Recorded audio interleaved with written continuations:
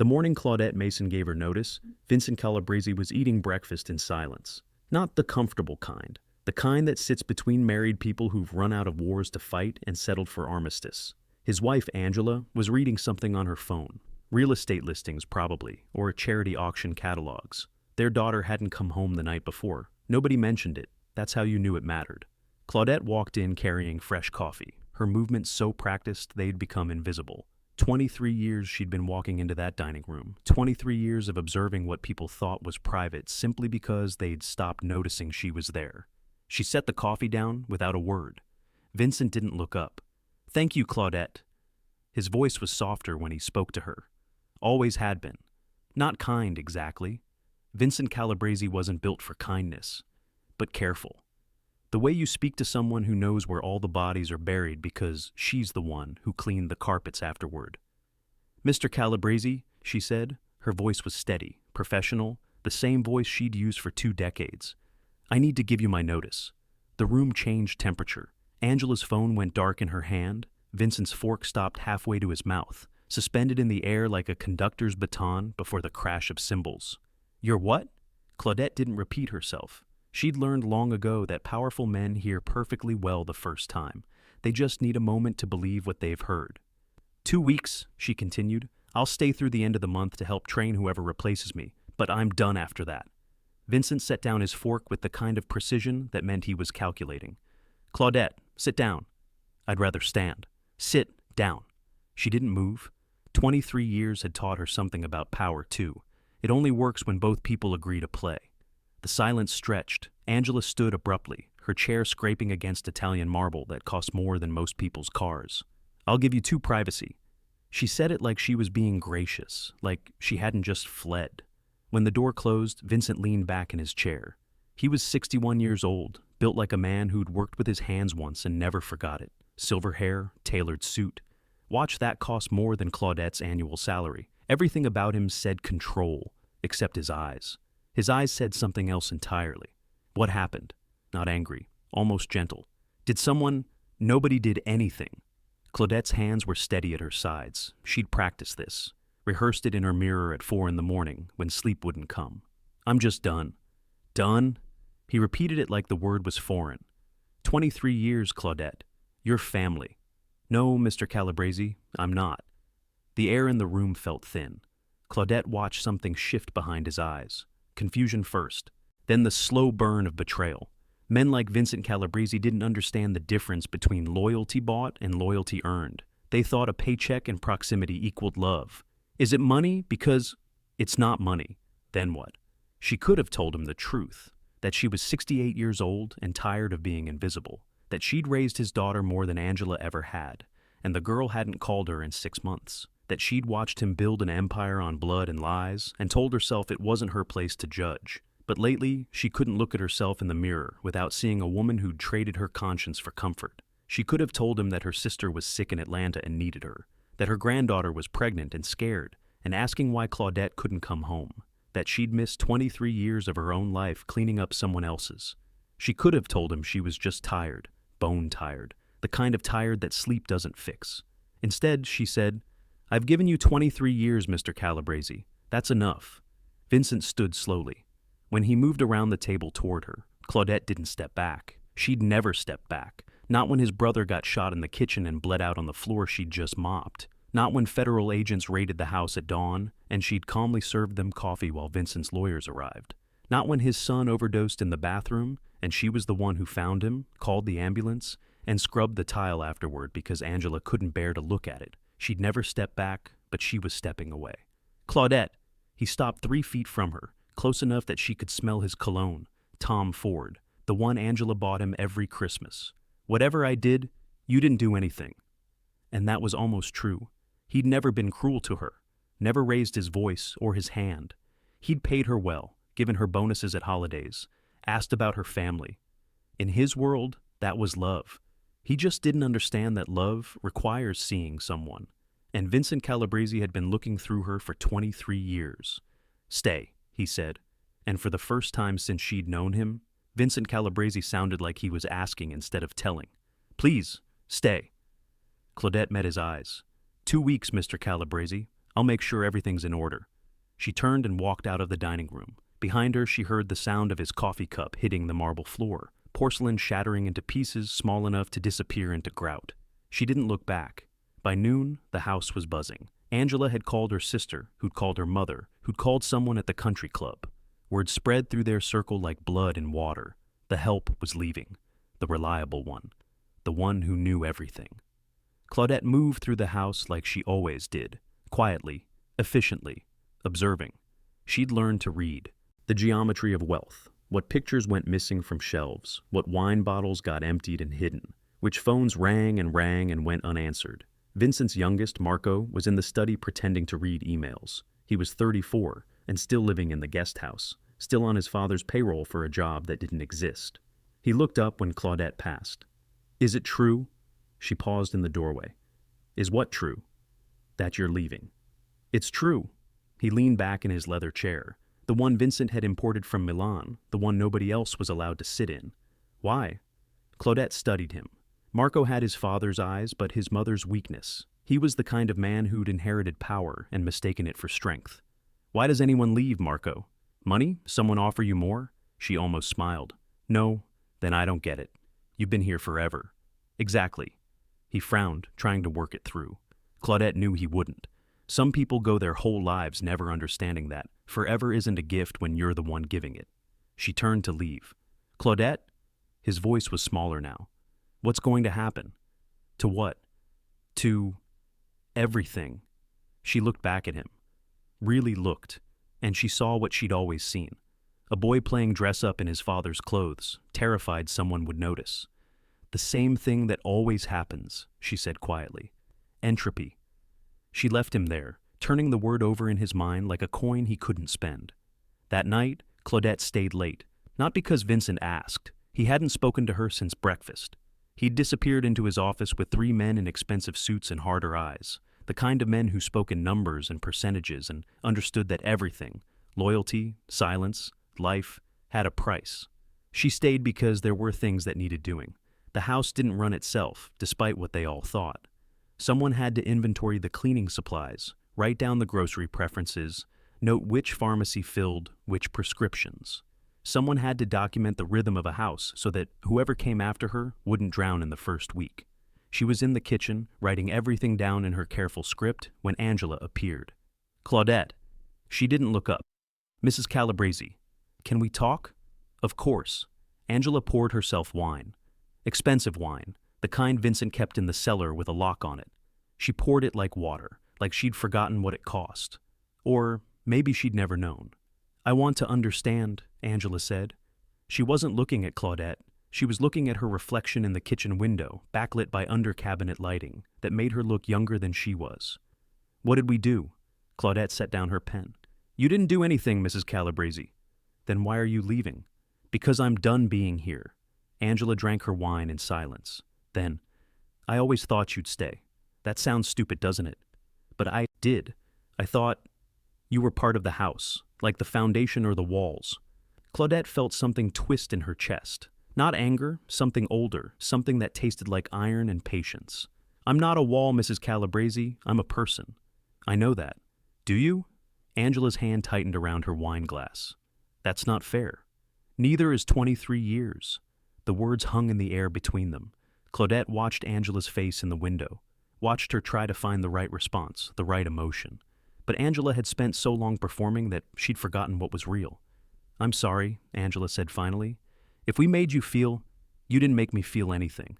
Claudette stood, gathering her papers. "I made myself feel it. That's on me, but I'm fixing it now." "Claudette." "Good night, Mrs. Calabrese."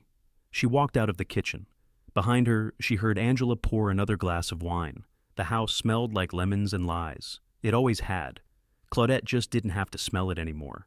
The thing about leaving is that it's never just one moment. It's 1,000 tiny departures. The decision made at 3 a.m., the notice given over breakfast, the moment you stop caring what they think. It's the slow accumulation of silence until one day you realize you've been gone for years and your body just hasn't caught up. Claudette had been leaving Vincent Calabrese's house since the day his brother died in the kitchen. She remembered it perfectly. Antonio Calabrese, shot 3 times in the chest, bleeding out on tile she'd scrubbed on her hands and knees that morning. Vincent had knelt beside him, holding his hand, whispering something in Italian that sounded like prayer or curse. She couldn't tell which.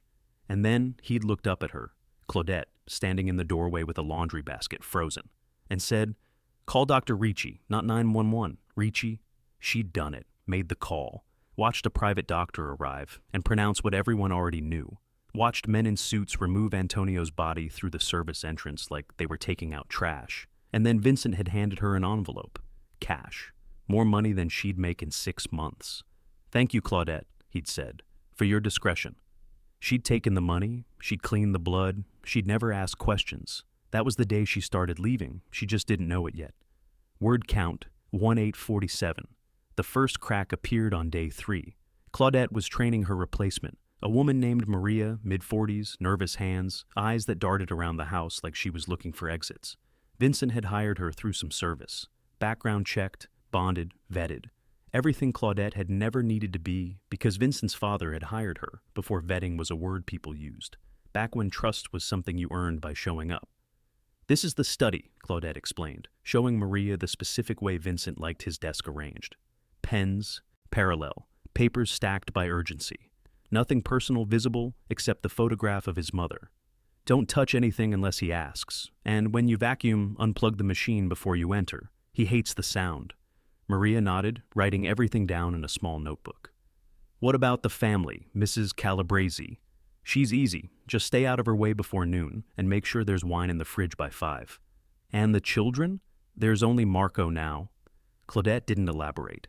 Vincent's daughter, Sophia, had left for California 2 years ago and never looked back. His oldest son, Anthony, was the one who'd overdosed. Marco's harmless, useless but harmless. Maria looked uncomfortable.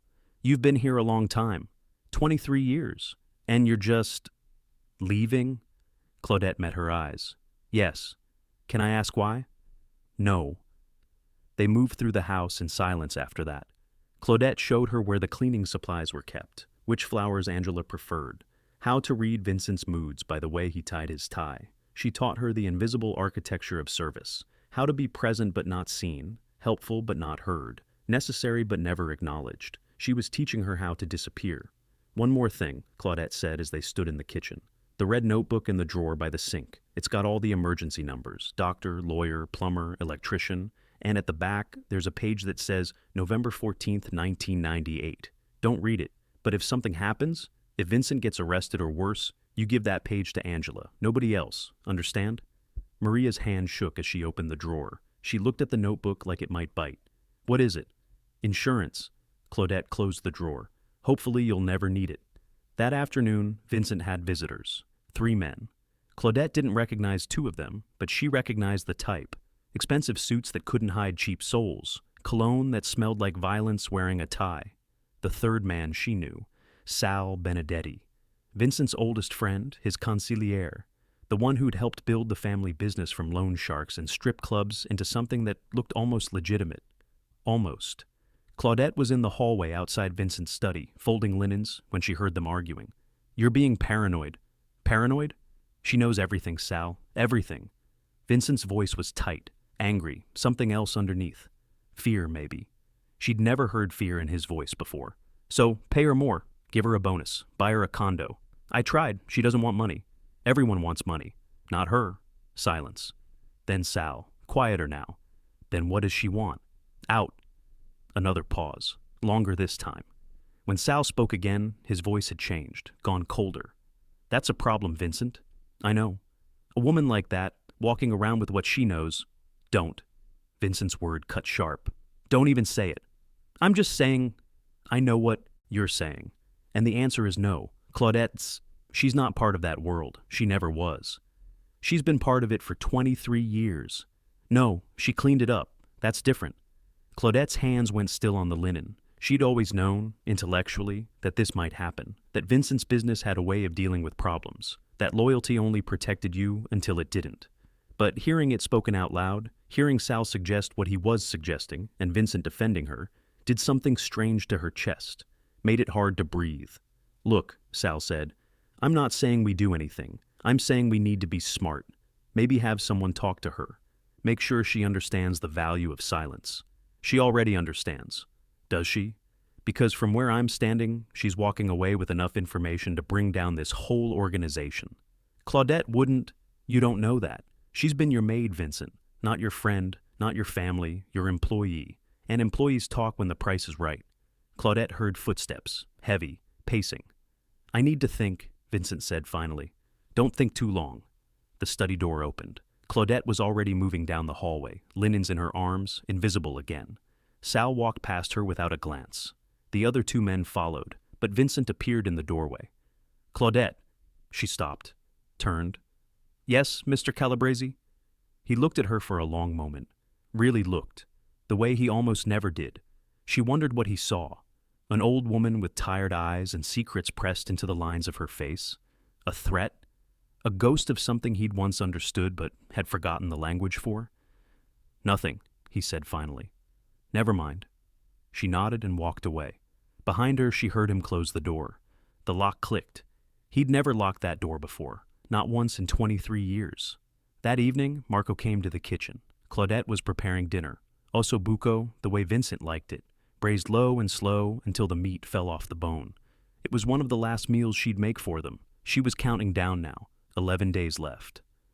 Smells good, Marco said. He was holding a beer, already half empty, judging by the way he leaned against the counter. Your father's favorite. I know. He drank. Can I ask you something? You can ask. Are you scared? Claudette paused, knife in hand, halfway through chopping parsley. Of what?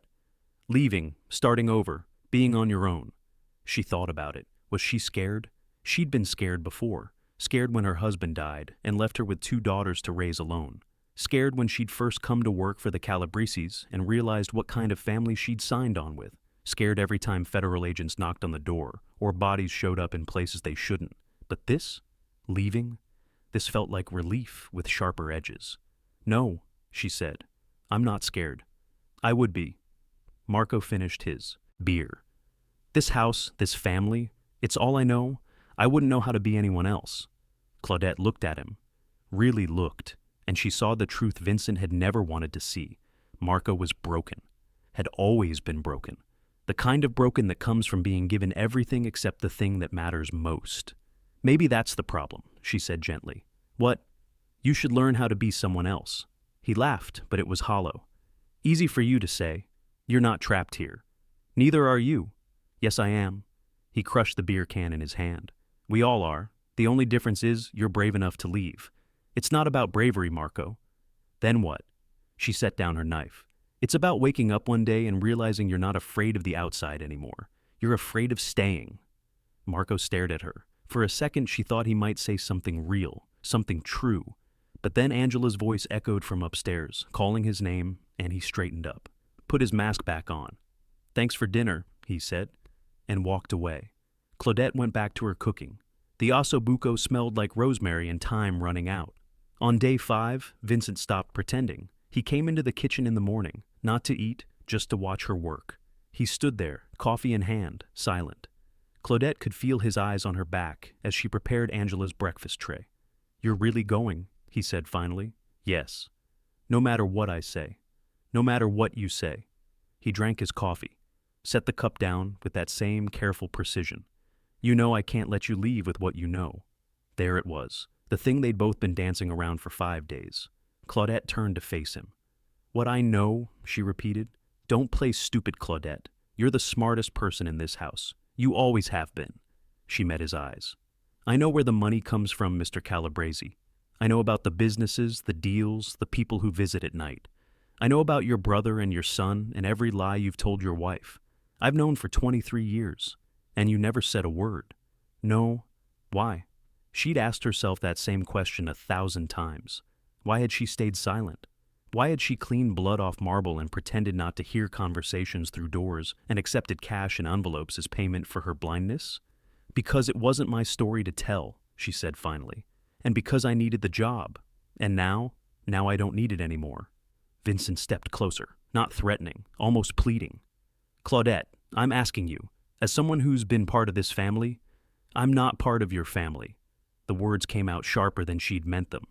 I work for your family. There's a difference. Is there? Yes. She turned back to the breakfast tray, started arranging fruit with hands that wouldn't shake. I've been in this house for 23 years, Mr. Calabrese. I've seen your children grow up. I've held your wife when she cried. I've covered for your mistakes and cleaned up your messes. But I've never eaten at your table. I've never been invited to your parties. I've never been anything more than the woman who makes your life work while staying invisible enough that you never have to think about what that costs. Silence. Heavy, thick. That's not fair, Vincent said quietly. Neither is asking me to stay silent for free. His head snapped up. What does that mean? Claudette picked up the breakfast tray. It means I'm leaving in 6 days, Mr. Calabrese. And when I go, I'm taking nothing with me except my dignity. I'm not going to the police. I'm not writing a book. I'm not selling stories to reporters. I'm just going home to Atlanta to take care of my sister and live the rest of my life in peace. You have my word. Your word. My word, which is worth more than most people's contracts. She walked past him toward the stairs, stopped at the doorway without turning around. But if something happens to me, if I get hurt or sick or disappear, there's a letter with a lawyer. That gets opened if I don't check in every month. So you need to decide, Mr. Calabrese, do you trust me or do you trust your fear? She didn't wait for an answer. She climbed the stairs, delivered Angela's breakfast, and went back to work. Vincent was gone when she returned to the kitchen. His coffee cup was still on the counter, half full, cold. She poured it down the sink and washed the cup carefully. Even now, even walking away, she still cleaned up after him. Some habits die harder than loyalty. Word count 169. The 6th day brought rain, not gentle rain. The violent kind, the kind that turns streets into rivers and makes everything smell like earth and endings. Claudette stood at the kitchen window, watching water run down the glass in crooked lines, and thought about entropy. Marco had been right to be scared of that word. Entropy meant everything fell apart eventually. Systems broke down. Order became chaos. Houses built on lies rotted from the inside out. She'd been watching Vincent's empire crumble for years, slowly. A crack here, a fracture there. But she'd been so deep inside it that she couldn't see the shape of its collapse. Now, standing at the edge of leaving, she could see it clearly. It was already over. They just hadn't admitted it yet. Maria appeared beside her, holding a mop. Mrs. Calabrese wants the floors redone in the guest bathroom. Claudette didn't turn from the window. There's nothing wrong with those floors. I know, but she said she's bored and scared, so she's making work to feel in control. Claudette finally looked at Maria. You'll learn to recognize it. When they start asking you to clean things that are already clean, it means something's breaking down. Maria shifted uncomfortably. Is that why you're leaving? Because things are breaking down? No, I'm leaving because I can't fix what they're too proud to admit is broken. I don't understand. You will. The doorbell rang, loud, insistent. 3 sharp notes that echoed through the house like a warning. Claudette felt something cold slide down her spine. Nobody rang the doorbell at the Calabrese house. People were invited, or they weren't. The doorbell meant someone who didn't care about invitation. She moved to answer it, but Vincent was already in the foyer. He'd come from somewhere fast, his tie askew, phone in his hand. Stay back, he said to her, not unkind, protective. He opened the door. 2 men in suits, federal agents, Claudette knew immediately. They had that look, clean-cut, dead-eyed, wearing authority like cologne. Vincent Calabrese? What's this about? The taller one pulled out a badge. Agent Morrison, FBI. We have some questions about your business dealings with Marcus Chen. Vincent's face didn't change. I don't know anyone by that name. Really? Because we have records showing you met with him 6 times in the last 4 months. Wire transfers, emails, photos. You have the wrong person. Do we? Agent Morrison smiled. It wasn't friendly. We also have testimony from your accountant, Frank Rossi. He's been very helpful. Claudette watched Vincent's jaw tighten. Frank Rossi had been his accountant for 15 years. Loyal, paid well, part of the family. Everyone was part of the family until they weren't. I want my lawyer, Vincent said. Of course you do. Morrison handed him a card. We'll be in touch. Expect a subpoena within the week. They left. Vincent stood in the doorway, watching them drive away through the rain. When he finally closed the door, his hand was shaking. Mr. Calabrese? Claudette said quietly. He looked at her like he'd forgotten she was there. Not now, Claudette. Are you? I said not now. He walked away. Up the stairs. Claudette heard his office door slam. Maria appeared beside her, eyes wide. What was that? That, Claudette said, was the sound of chickens coming home to roost. Angela found out by noon, not from Vincent, from her sister, who'd heard from someone at the country club, who'd heard from someone whose husband played golf with a federal prosecutor. That's how news traveled in their world, not through honesty, but through gossip wearing expensive perfume. She came downstairs in a fury, still in her robe, hair wild. Vincent! Claudette was in the living room, dusting bookcases that hadn't needed dusting. She paused, watching Angela storm toward Vincent's office like a hurricane with jewelry on. Vincent Anthony Calabrese, you open this door right now. Silence. I know you're in there. Open the goddamn door. More silence. Angela tried the handle. Locked. She pounded on it with her fist. Don't you dare hide from me. I heard what happened. The FBI was here, and you didn't think to tell me? The door opened. Vincent stood there, looking older than Claudette had ever seen him. Keep your voice down. Are you serious? The FBI? Vincent. It's nothing. A misunderstanding. A misunderstanding that requires a subpoena? Angela, how bad is it? Vincent glanced at Claudette. She was still holding her dust cloth, frozen mid-motion. He looked at her like he wanted to tell her to leave, then seemed to realize there was no point. She already knew everything. She'd always known. It's manageable, he said to Angela. Manageable? They mentioned Frank Rossi. Frank is talking to them, Vincent. Do you understand what that means? Frank doesn't know anything. He knows enough. He knows about the accounts, the transfers, all of it. Not all of it. Angela's face went white. What does that mean? Vincent's hand tightened on the doorframe. It means we need to be smart, stay calm, let the lawyers handle it. The lawyers? Vincent, if they're building a case, they're fishing. They have nothing concrete. They have Frank. Frank is a coward. He'll fold under pressure, recant, claim he misunderstood. And if he doesn't? Silence. The kind that answers questions without words. Angela's hands started shaking. She pressed them against her stomach like she was holding herself together. Oh God, oh my God, we're going to lose everything, aren't we? No, the house, the money, our reputation, everything. Angela and Sophia. What about Sophia? If you go to prison, how do I face her? How do I explain that her father? Stop! Vincent's voice cracked like a whip. I'm not going to prison. Do you hear me?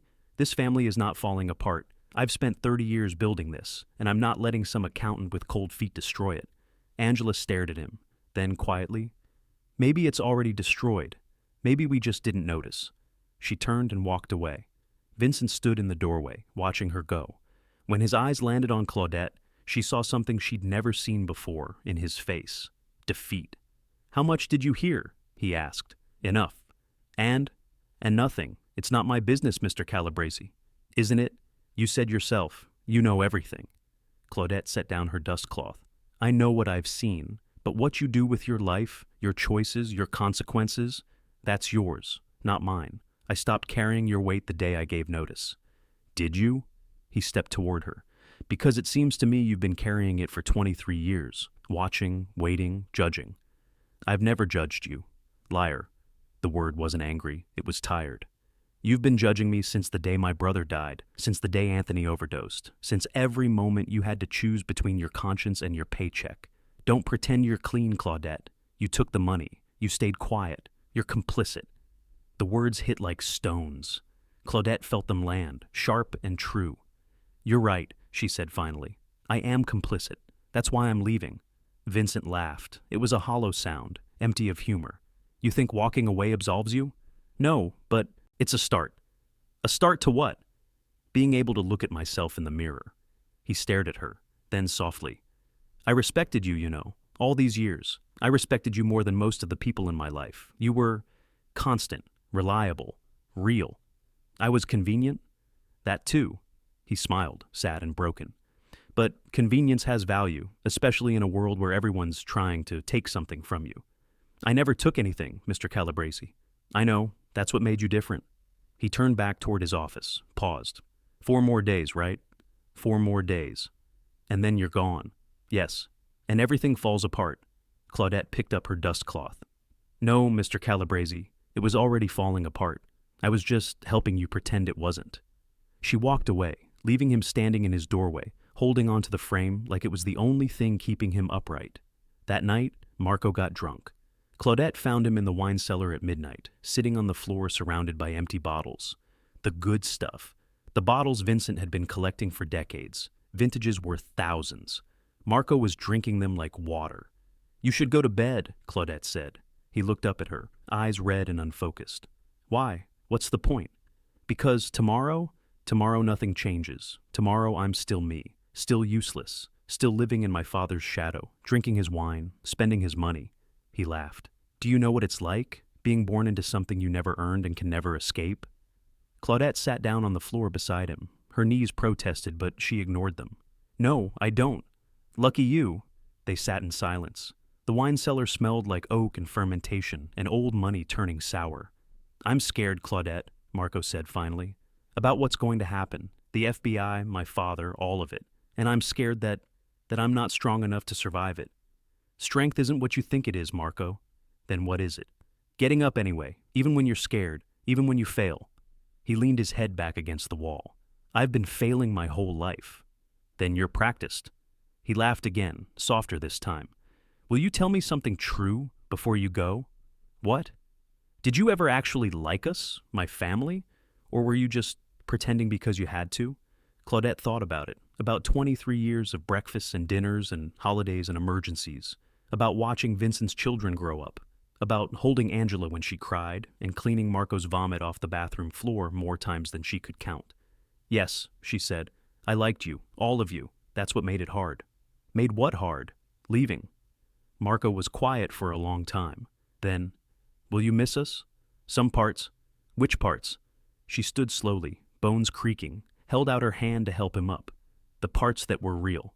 He took her hand, let her pull him to his feet. He swayed, drunk and sad and young, despite being 34 years old.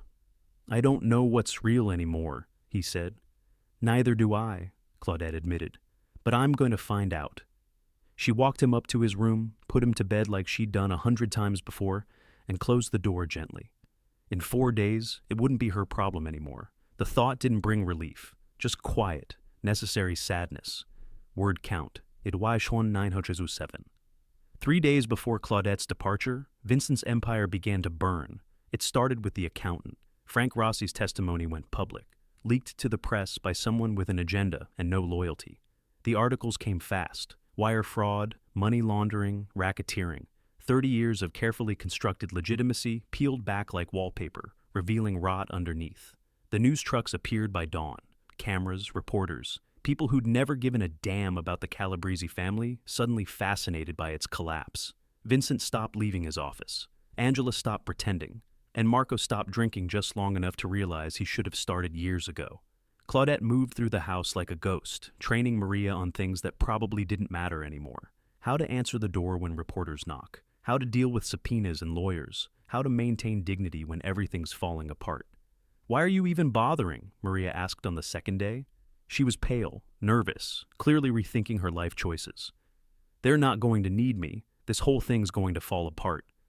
"Maybe," Claudette said, "but I finish what I start. Even when it's already over? Especially then."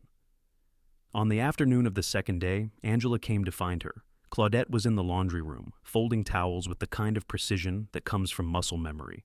Angela stood in the doorway, makeup free, wearing sweatpants and one of Vincent's old shirts.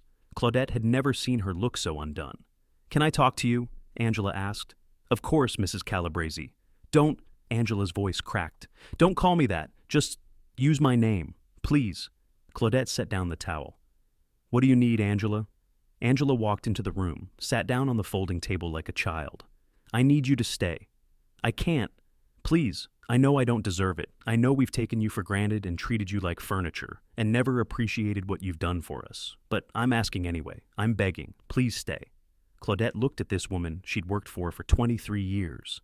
This woman who'd never learned her daughter's shoe size because Claudette had always bought the shoes. Who'd never cooked a meal because Claudette had always been in the kitchen. Who'd built her entire life on the assumption that other people would hold it together while she looked beautiful. She felt something twist in her chest, not pity, not quite compassion either, something closer to grief.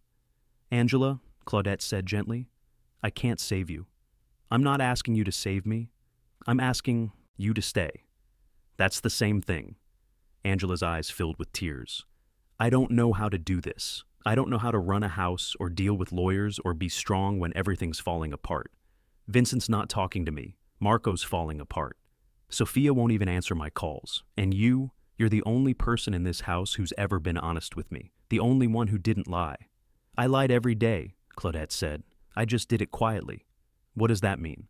It means I watched your husband build an empire on blood and looked the other way because you paid me well enough to afford silence. It means I watched your son destroy himself and never said a word because it wasn't my place. It means I've been complicit in every lie this family's told, including the one you've been telling yourself, that none of this was your fault. Angela flinched like she'd been slapped. That's not... You knew, Angela. Maybe you didn't know the details, but you knew. You knew the money came from somewhere dark. You knew Vincent's business partners weren't legitimate. You knew, and you chose not to ask questions because it was easier, because asking questions meant taking responsibility, and you've never been good at that. Tears spilled down Angela's cheeks. You're right, you're absolutely right. I'm a coward and a fraud, and I've wasted my life being decorative instead of useful. Is that what you want to hear? I don't want to hear anything. I want you to be honest with yourself. About what? About who you are when nobody's watching. Angela wiped her eyes with the sleeve of Vincent's shirt. I don't know who that is. Then maybe it's time to find out. They sat in silence. The dryer hummed. Outside, a camera shutter clicked. What am I going to do? Angela whispered. The same thing everyone does when their life falls apart. You're going to wake up tomorrow, you're going to get dressed, you're going to take one step forward and then another, until you've walked far enough that this house is behind you. I can't leave, Vincent. Then stay, but stop pretending you're a victim. You chose this life. Every day for 30 years, you chose it. Own that. Angela looked up at her, mascara smeared, face blotchy. When did you become so harsh? I'm not harsh. I'm just done pretending that protecting your feelings is more important than telling you the truth. Angela laughed bitterly. I'm going to miss that. When you're gone, I'm going to miss having someone around who gives a damn enough to be honest. No, you're not. Claudette picked up another towel, resumed folding. You're going to hire someone new who tells you what you want to hear. And you're going to keep pretending until it stops hurting. That's what people like you do. People like me? People who've never had to face consequences. Angela stood slowly. You really think that little of me? I think exactly as much of you as you've earned. Angela walked to the door, stopped. For what it's worth, Claudette. I'm sorry, for all of it. No, you're not. Claudette didn't look up from the towel. You're sorry you got caught. There's a difference. Angela left. Claudette finished the laundry in silence, folding each towel with the same care she'd used for 23 years. Even now, even done, she still couldn't stop being what they'd made her. She wondered when that would stop feeling true. The day before her last day, Vincent's lawyer called an emergency meeting. Claudette wasn't invited, but she heard everything anyway. Sound carried in that house when you knew where to stand. They're offering a deal, the lawyer said. 15 years, eligible for parole in 10 if you cooperate fully. Give them names, accounts, operations, everything. No, Vincent's voice was flat. Vincent, this is the best offer you're going to get. I said no. If you don't take this, you're looking at 40 years minimum. You'll die in prison. Then I die in prison. What about your family? My family, Vincent said quietly, stopped existing the moment Frank Rossi decided his fear was worth more than his loyalty. Vincent, I'm not a rat. I've never been a rat, and I'm not starting now. You're being unreasonable. I'm being what I've always been. Consistent. The lawyer left. Claudette heard the front door close, heard his car start, heard gravel crunch as he drove away. She went to the kitchen to start dinner. Vincent found her there 20 minutes later. You heard, he said, not a question. I heard. He sat down at the kitchen table. He looked hollowed out, used up. Like someone had scooped everything essential out of him and left just the shell. I'm going to prison, he said. Probably. Angela's going to divorce me, take what she can, and disappear. Probably. Marco's going to end up in rehab, or worse. Maybe. And you're leaving tomorrow. Yes. He was quiet for a long time. Claudette kept cooking. Pasta carbonara, simple and perfect, the way his mother used to make it. She'd learned the recipe from his mother, actually, back when the old woman was still alive, and Vincent was younger, and the empire was smaller, and maybe there'd been a moment when he could have chosen differently. But that was a long time ago. Do you hate me? Vincent asked. Claudette thought about it. Really thought. No. Do you pity me? Sometimes. That's worse than hate. I know. He laughed. It was a broken sound. What do you feel then? After everything? After all these years? She set down her spoon, turned to face him. Tired, sad, relieved it's ending. Guilty that I'm relieved. Angry that it took me this long to leave. Grateful I'm finally strong enough. And mostly just empty. Like I gave you so much of myself that there's not enough left over to feel anything complicated. Vincent's eyes were wet. I never meant to take that from you. I know, that almost makes it worse.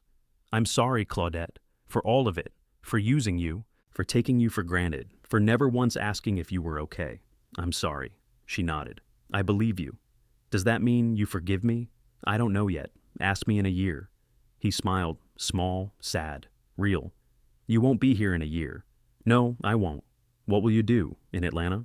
Live, take care of my sister, garden maybe, learn who I am when I'm not cleaning up someone else's mess. That sounds nice. It does, doesn't it? They sat in comfortable silence while the pasta cooked. Outside, the news trucks were packing up for the night. Tomorrow they'd be back. They always came back. Claudette, Vincent said finally. Yes? Thank you for everything. For staying as long as you did. For being the only person in my life who never wanted anything except to be left alone when it was over. She dished pasta onto 2 plates, set one in front of him. You're welcome, Mr. Calabrese. Vincent, call me Vincent. Okay, Vincent. He picked up his fork. One last meal? One last meal. They ate together in the kitchen, and for the first time in 23 years, it felt like they were equals. Just 2 people at a table, counting down the final hours of something that had mattered once and didn't quite anymore. Word count, 1,932. Her last day was a Tuesday.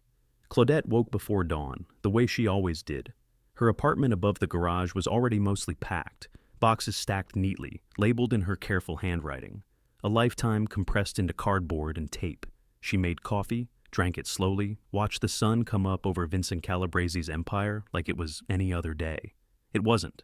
By 7, she was in the kitchen for the last time, making breakfast, setting the table, moving through routines that had shaped her life for longer than some marriages lasted.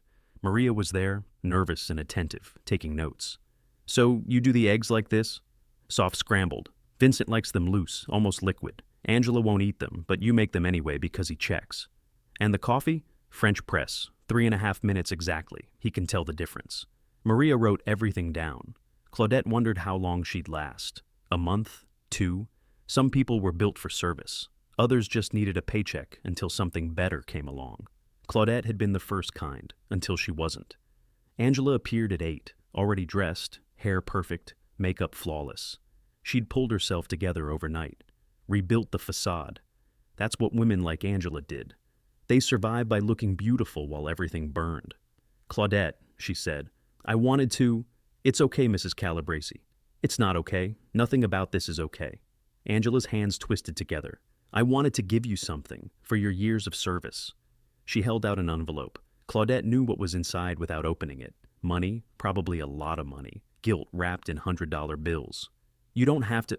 Please, take it. You earned it 1,000 times over. Claudette took the envelope, slipped it into her pocket without looking. Thank you. I mean it. Thank you. For everything. For raising my daughter when I was too selfish to do it myself. For holding this family together when it wanted to fall apart. For being the only honest person in a house full of liars. You're welcome. They stood in silence. 2 women who'd shared a house for 23 years, but had never really known each other. Maybe that had been the point. Maybe some relationships work better when they stay surface level. Take care of yourself, Mrs. Calabrese, Claudette said gently. Angela, please, call me Angela. Take care of yourself, Angela. Angela nodded, wiped her eyes quickly, turned and walked away. Claudette went back to the kitchen, to the breakfast she'd never eat, to the routines she'd never repeat. Vincent appeared at 9. He looked like he hadn't slept. Probably hadn't. When your life's falling apart, sleep is a luxury you can't afford. Your car's packed? He asked. Everything's loaded. Maria knows the routines. I've shown her everything. She's not you. No, but she'll learn. He nodded, hands in his pockets, looking at everything except her. I got the lawyer to do something, about the letter you mentioned, the one that opens if something happens to you. Claudette went very still. What did you do? Nothing. That's the point. I told him to make sure nothing happens to you. Ever. You're protected, Claudette, for life. Anyone comes at you, they answer to me, or to what's left of me anyway. She felt something loosen in her chest, something she hadn't realized was clenched tight. Thank you. It's the least I could do, given everything. They stood in the kitchen where so many mornings had begun, where his brother had died, where she'd cooked thousands of meals, where life had happened while they were all busy pretending they were living it instead of just surviving. I'm going to miss you, Vincent said. No, you're not. You're going to hire someone new and forget I existed inside 6 months. You really believe that? Claudette thought about it. No, but it's easier if I pretend. He laughed, soft, sad. Fair enough. Mr. Calabrese, Vincent. Vincent, can I tell you something true? Always. You were a good man once, before the business, before the money, before everything got complicated. Your mother showed me pictures. You were different, softer. That was a long time ago. I know, but I wanted you to know I saw it. Somewhere underneath all the rest. I saw who you used to be. His jaw tightened. And I'm sorry the world took that from you. Vincent's eyes went wet. He looked away. So am I. They stood in silence. The kitchen smelled like coffee and regret. I should go, Claudette said finally. Yeah. Take care of yourself, Vincent. You too, Claudette. She walked to the door, stopped, looked back. Vincent was still standing there, hands in his, pockets, looking at the space where she'd been, looking lost in his own house. Vincent? Yeah? The world didn't take it from you. You gave it away, one choice at a time. You can always get it back. Can I? I don't know, but you could try. She walked out, got in her car, drove away from Vincent Calabrese's house for the last time. In her rearview mirror, the house got smaller. Smaller. Gone. Marco caught her at the gate. He was standing there, hands shoved in his jacket pockets, looking young and scared and sober. Claudette! Wait. She stopped the car, rolled down the window. Marco, I wanted to say goodbye, properly. Okay. And I wanted to thank you. For the other night. In the wine cellar, for being honest with me. You're welcome. I've been thinking about what you said, about getting up even when you fail. And I think I'm going to try. Getting up, I mean. Being something other than my father's son. Claudette felt something warm in her chest. Hope, maybe. The fragile kind that breaks easily, but matters anyway. Good, I'm glad. Will you, his voice cracked, will you let me know you got home safe, to Atlanta? If you want. I want. She pulled a piece of paper from her purse, wrote down her sister's address, her phone number, handed it through the window. There. Now you can find me if you need to. Marco took the paper like it was precious. Thank you. Take care of yourself, Marco. You too. She drove through the gate. This time she didn't look back. The drive to Atlanta took 14 hours. Claudette drove straight through, stopping only for gas and coffee and bathrooms that smelled like disinfectant and broken dreams. She listened to the radio, news, music, talk shows about nothing important. The sound of the world carrying on while yours fell apart. She thought about Vincent going to prison, about Angela reinventing herself, about Marco trying to be someone new, about the house she'd cleaned and the meals she'd cooked and the secrets she'd kept. She thought about 23 years compressed into boxes in her trunk. She thought about her sister waiting in Atlanta, about her granddaughter's baby coming soon, about a garden she might plant and a life she might finally get to live. She thought about entropy, about how everything falls apart, about how that's not always tragic. Sometimes it's just necessary. By the time she reached Atlanta, the sun was setting, gold light on red earth, home. Her sister's house was small, clean, simple. The opposite of Vincent's mansion in every way that mattered. Claudette parked, sat in the car for a moment, breathed. She was 68 years old. She'd spent 23 years invisible. She'd survived. She'd left. She was free. It didn't feel like triumph. It felt like being tired in a new place. That was okay. Her sister appeared on the porch, gray hair, soft smile, arms already opening for a hug. Claudette, thank God, we've been worried.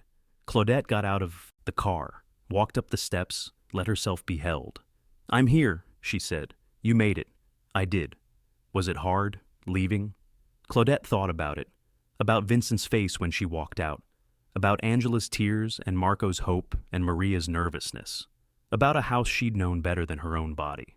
About an empire crumbling because one woman decided she was done. Yes, she said finally, but not as hard as staying. Her sister squeezed her tight. Well, you're home now. Come on, dinner's almost ready. They went inside together. Behind them, the sun finished setting. The world kept turning, and somewhere in a mansion she'd never see again, Vincent Calabrese sat in his study, staring at the place where a woman had once stood, and tried to remember what holding together had felt like before she left.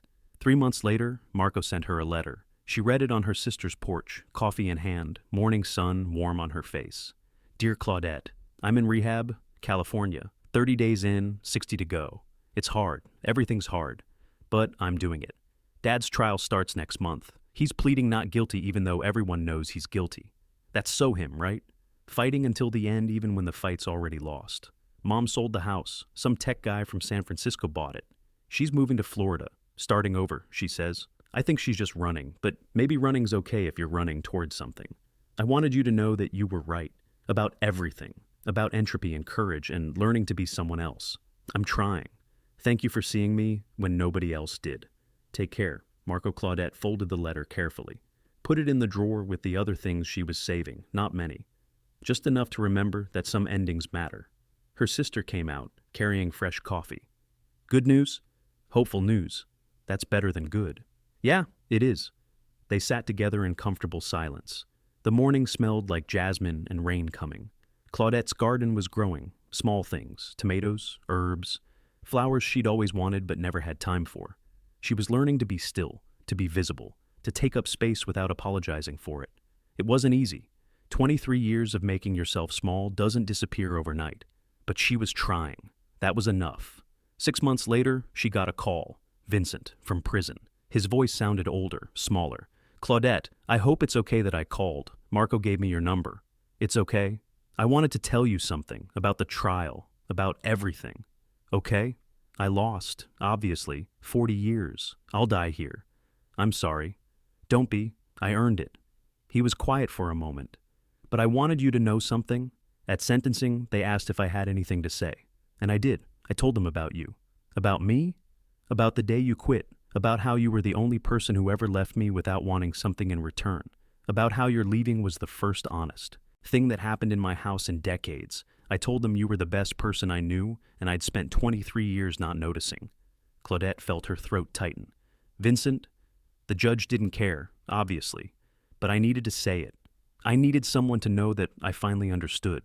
What you gave up, what it cost, what I took without ever asking. Okay. Are you happy, Claudette, in Atlanta? She looked around her sister's porch, at her garden, at the life she was slowly building from the ground up. I'm getting there. Good, that's good. His voice cracked. I'm glad one of us made it out. They talked for a few more minutes. Nothing important. Everything important. When they hung up, Claudette sat very still, phone in her hand, tears on her face. Her sister found her like that. You okay? Yeah, I think so. Who was that? Someone I used to work for, calling to say goodbye. He sounded important. He was, once. Claudette wiped her eyes. But not anymore. Her sister sat down beside her. You miss it? That life? Sometimes. Not the house or the work or the hiding.